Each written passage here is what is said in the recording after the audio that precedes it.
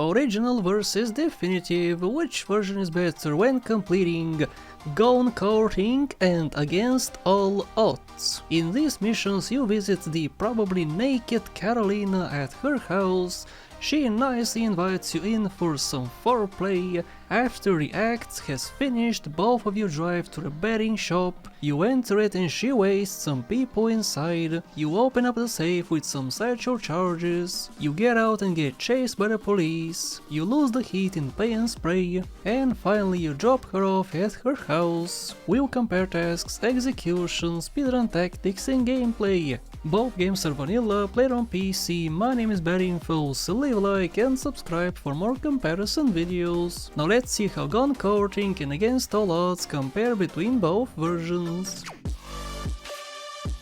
Firstly, we get a nice shot of the house. Not much difference here, only that the light is on in the definitive, but not in the original. And yes, it's on even during the day. The whole day. In this shot, look at the bottom of Carl's feet. Got a good look? Did you see anything weird? Of course you don't, we have black bars which block off the imperfections. In the definitive we don't have black bars, so his levitating feet are now present. It's not this egregious, but it's there. The rest of the cutscene is pretty much the same, we just get two still images with some sound and that's it. The definitive has more foliage and it's a bit darker too. The only difference, so how is the next mission? We are currently at the betting shop and we get a cutscene in front of it. In the original we cannot see the extra satchels in the cutscene because of the 4:3 resolution, but since it's wider in the definitive we can see those too. The outside is otherwise the same. How is the inside though?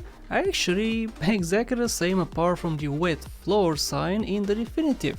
Even the windows have reflections in both versions. Mostly the original has clear windows where you can see clearly through them, but not this time. By the way, Carolina has broken animations. Look at the way she's holding the gun in the original, proper grip. In the definitive, however, she holds nothing with one hand. Also, when she points it at someone, she points upwards. Despite pointing up, she still, however, manages to get her target. The small room in the original is pretty packed. We have boxes, a safe, desk, chairs and a mop. The definitive, however, is even more packed with items such as a pen, a notebook, phone, clock, first aid kit and even some electricity equipment. All great additions. When you explode the safe, Carolina is behind you looking at the room. In the definitive she has a weird ballerina stance for some reason, which makes her look like a robot. When you leave the shop in the original you get a 4-star wanted level.